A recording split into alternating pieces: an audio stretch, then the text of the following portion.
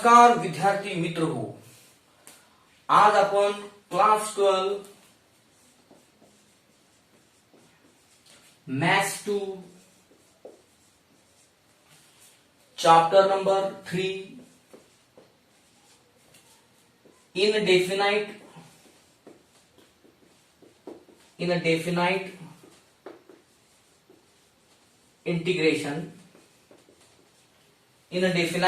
Integration यामध्ये आपण पुढचा पार्ट पाहणार आहोत. Rules of integration. काय पाहणार आहोत? Rules of integration. बघा विद्यार्थ्यांनो, 12वी बोर्डाच्या परीक्षेसाठी खूपच महत्वाचं आहे rules of integration. Without rules of integration we cannot solve any problem. Okay, so that rules of integration are very important for the board exam. Okay, in this rules of integration we discuss there are three rules. ते कोणते 3 rules आहेत ते बघूया. पहिला rule आहे तो म्हणजे chain rule. पहिला रूल आहे चेन रूल. दुसरा रूल आहे स्केलार मल्टीप्लिकेशन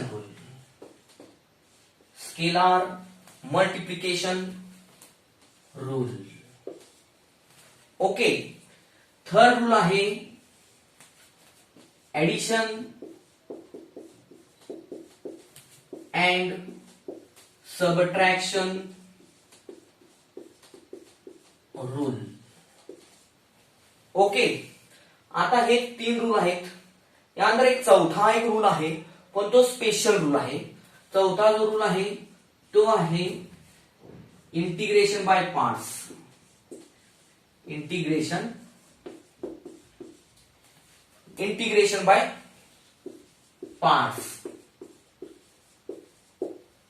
बाय पार्ट्स हा जो रूल आहे तो 12वी बोर्डाच्या परीक्षेच्या दृष्टीने खूप महत्वाचा आहे. तो चौथा रूल आहे, पण तो स्पेशल रूल आहे. तो आपण पुढच्या भागांमध्ये पाहणार आहोत. कारण हा इंटिग्रेशन बाय पार्ट्स म्हणजेच integration of product of 2 functions आहे. म्हणजे थोडक्यात काय आहे, तो मल्टिप्लिकेशन रूल आहे. जसा ऍडिशन अँड सबट्रॅक्शन रूल आहे तसाच तो काय आहे, मल्टिप्लिकेशन रूल आहे. तेव्हा तो स्पेशल रूल आहे. याच्यावर आधारित 3-4 मार्क्सचे 12वी बोर्डाला परीक्षेत प्रश्न विचारले जातात. This is special type of integration. Okay, now we start the discussion of first rule. काय आहे फर्स्ट रूल? Chain rule. काय लिहिलेलं आहे? Chain rule. Okay, chain rule आता तुम्ही ऑलरेडी डेरिव्हेटिव्ह चॅप्टर मध्ये शिकला असाल. चेन रूल ऑफ काय तिथं? Chain rule of derivative for composite functions. तसंच chain rule of integration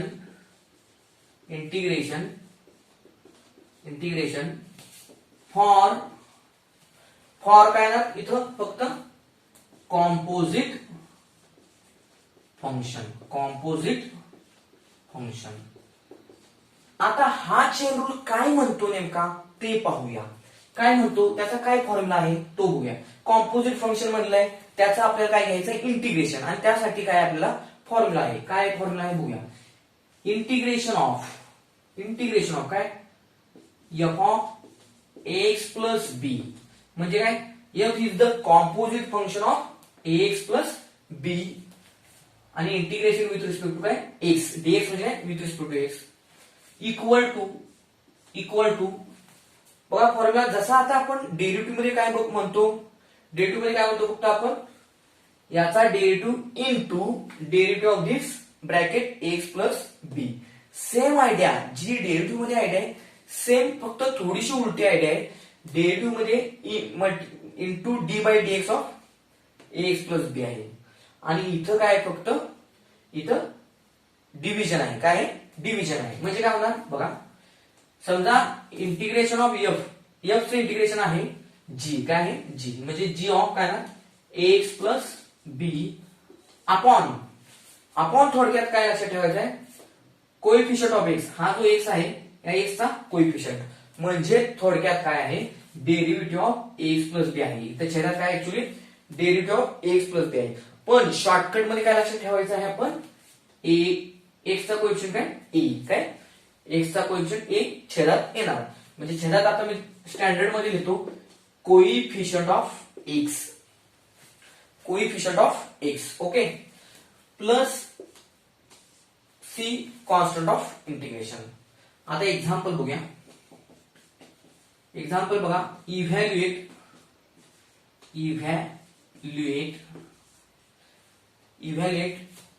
integration cos of 2x plus 3 dx. Okay. तर सोल्युशन स्टार्ट करूया.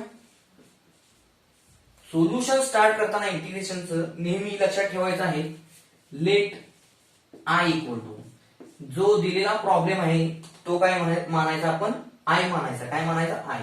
मग काय होईल बघा, integration cos of 2x plus 3 आणि हे काय dx. ओके. आता बघा, हे कॉस जे फंक्शन आहे ते composite function of 2x plus 3 आहे. त्यामुळे बाय चेन रूल काय होईल आपलं, इक्वल टू. बघा आता पहिल्यांदा कॉसचं इंटिग्रेशन घेणार आपण. काय घेणार? कॉसचं इंटिग्रेशन काय असतं सांगा बरं, रिकॉल करा. शॉर्टकट आयडिया लक्षात ठेवा. डेरिव्हेटिव्ह ऑफ साइन काय असतो? कॉस. मग कॉसचं इंटिग्रेशन काय होणार? साइन. म्हणजे इथे काय होणार, sine of 2x plus 3 upon हा अँगल आहे तसाच इथे येणार. आपण फक्त काय होणार, फॉर्म्युला काय आपला, coefficient of x. Coefficient of x plus c constant of integration equal to काय येणार बघा, equal to sine 2x plus 3 upon coefficient of x. बघा इथं एक्स चा कोएफिशियंट किती आहे? 2. म्हणजे इथे काय ना 2 आणि हे plus c constant of integration. आता नेहमी एक्झाम मध्ये एक गोष्ट लक्षात ठेवायची, ती म्हणजे जे आन्सर असेल त्याला बॉक्स करायला विसरायचं नाही. ओके. मग हे आन्सरला बॉक्स. ओके. आता नेक्स्ट रूल बघूया आपण.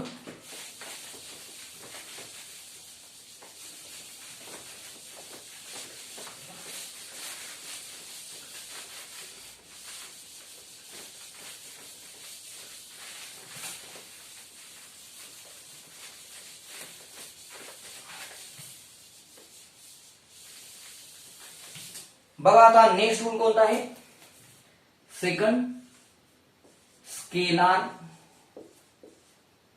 मल्टिप्लिकेशन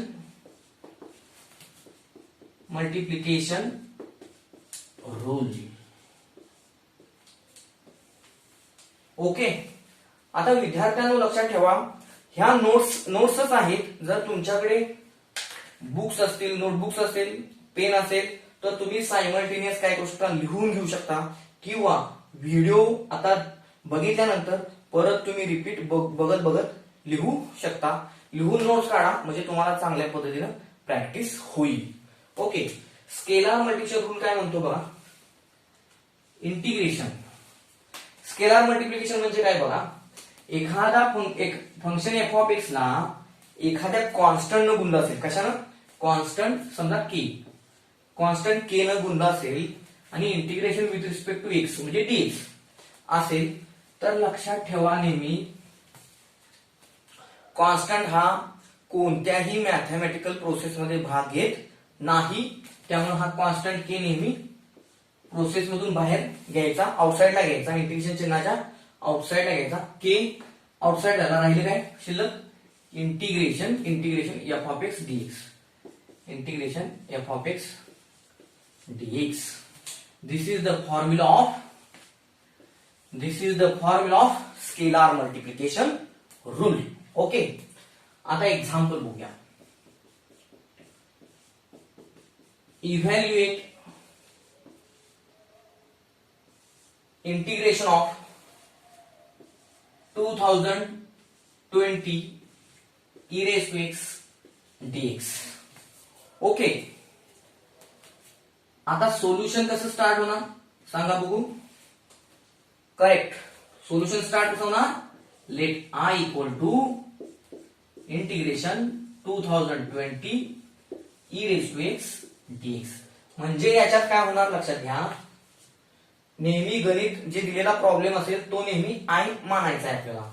आता इक्वल टू, आता बघा 2020 हा कॉन्स्टंट नंबर आहे आणि कॉन्स्टंट कोणत्याही प्रोसेस मध्ये भाग घेणार नाही, त्यामुळे तो इंटिग्रेशन चिन्हाच्या बाहेर. म्हणजे काय होणार 2020 इंटिग्रेशन काय होणार e raised to x dx. Okay, आता यानंतर काय होणार बघा. इक्वल टू काय होईल बघा 2020. आता e raised to x चे इंटिग्रेशन काय असतं सांगा बघू मुलांनो. रिकॉल करण्याचा ट्राय करा. हा करेक्ट, काय असतं e raised to x. Correct, कसं काय तर e raised to x चा डेरिव्हेटिव्ह काय असतो e raised to x. आणि therefore integration of e raised to x काय होणार e raised to x च असणार. म्हणजे e raised to x चा डेरिव्हेटिव्ह आणि इंटिग्रेशन हे सेमच असतात. e raised to x आणि plus c constant of integration. म्हणजे I इक्वल टू काय होणार 2020 e raised to x plus c. आन्सरला बॉक्स करायला विसरायचं नाही. Okay, now we will discuss next third and last rule of integration. कोणता आहे सांगा बरं. तिसरा रूल रिकॉल करा कोणता असेल. कीप इट अप, ट्राय करा. ओके करेक्ट, तिसरा काय addition and subtraction rule. Addition and subtraction rule. Okay, आता ऍडिशन अँड सबट्रॅक्शन रूल काय म्हणतो ते बघूया. फॉर्म्युला लिहितो मी याच्यामध्ये. Integration of f of x plus minus g of x आणि काय dx इक्वल टू. बघा आता लक्ष द्यायचे काळजीपूर्वक. इंटिग्रेशन चिन्ह इथं आहे. Integration with respect to x म्हणजे dx आहे. आता ऍडिशन अँड सबट्रॅक्शन रूल केव्हा वापरायचा जेव्हा दोन f ऑफ x आणि g ऑफ x हे दोन फंक्शन आहेत त्यांची जर बेरीज किंवा वजाबाकी दिली असेल आणि आपल्याला इंटिग्रेशन घ्यायचं आहे त्या पूर्ण ब्रॅकेटचं, तर आपण ते कशा पद्धतीने लक्षात ठेवायचं आहे. शॉर्टकट लक्षात ठेवा. समजा x into bracket a plus b आहे असं आपण हायस्कूल मध्ये शिकलेलो आहोत. तर आपण काय करतो equal to x into a x a plus परत काय करतो आपण x इंटू b x ने या b ला मल्टिप्लाय करतो म्हणजे काय होतं प्लस xb होतं. सेम तसं इथं करायचं आहे. एवढा हा शॉर्ट एवढीच याची शॉर्ट ट्रिक आहे. म्हणजे इथं काय होणार आहे इंटिग्रेशन चिन्ह बाहेर आहे dx बाहेर आहे ते ना आतल्या या f ऑफ x आणि g ऑफ x ला गुणायचं आहे. मग काय फॉर्म्युला तयार होईल इंटिग्रेशन f ऑफ x हा dx प्लस मायनस ओके हा g ऑफ x ला काय होणार या इंटिग्रेशन चिन्हानं या g ऑफ x ला गुणायचं इंटू हा dx. झाला फॉर्म्युला तयार. समजते का. पुन्हा एकदा लक्ष द्या. Integration f of x plus minus g of x into dx equal to काय होणार इंटिग्रेशन आणि dx न गुणायचं म्हणजे काय होणार integration f of x dx plus minus आहे तसंच इंटिग्रेशन g ऑफ x आणि हे dx. ओके, आता एक एक्झाम्पल बघूया. Example evaluate integration 2 cos x plus 3 sin x minus e raised to minus x आणि dx. ओके, सोल्युशन मध्ये मी काय सांगितलेलं आहे नेहमीप्रमाणे काय करायचंय, let I equal to integration काय होईल, 2 cos x plus 3 sin x minus e raise to minus x, minus e raise to minus x dx. Okay, आता इक्वल टू काय होईल बघा, इथं प्लस साइन आहे, इथं मायनस साइन आहे, म्हणजे कोणता रूल आता आपण वापरणार, ऍडिशन अँड सबट्रॅक्शन रूल वापरणार. Bye addition and subtraction rule काय होणार, हे इंटिग्रेशन चिन्ह आणि dx आत ब्रॅकेटला गुणणार, म्हणजे इंटिग्रेशन काय होणार, 2 cos x dx प्लस काय होणार, इंटिग्रेशन 3 sin x आणि ते dx minus integration of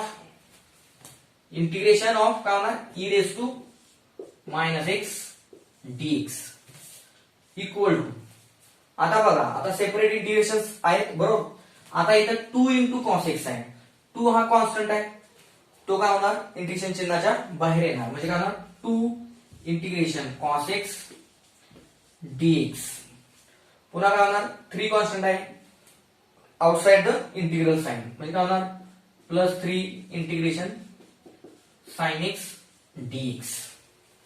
okay, आणि हे काय येणार मायनस, आता इथे बघा इथे integration of e raise to minus x आहे, e रेज टू एक्स नाही, e raise to x integration काय येणार e रेज टू एक्स, पण इथे काय होणार e raise to minus x आहे, मग इथे काय होणार e raise to minus x integration येणार, आपण काय येणार फक्त कोइफिशियंट ऑफ एक्स येणार, काय येणार coefficient of x, coefficient of x plus c होणार इक्वल टू, आता हे 2 कॉस इंटिग्रेशन काय होणार sine x plus 3 integration of sine x, काय करा रिकॉल करा, integration of sine x correct काय होणार इंटू ब्रॅकेट काय होणार minus cos x, integration of sine x काय असतं minus cos x minus e raise to minus x upon coefficient of x, coefficient of x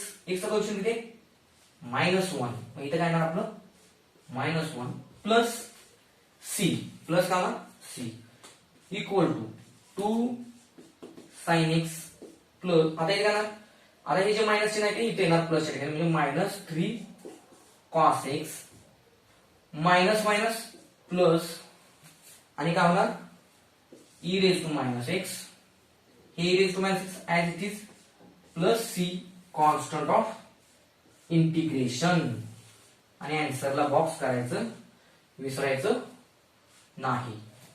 okay, तर हा video खूप महत्वाचा आहे एक्झामच्या दृष्टीने, तुम्ही लाईक शेअर आणि सबस्क्राईब करा, आणि जास्तीत जास्त विद्यार्थ्यांना याचा कसा फायदा होईल ते बघा.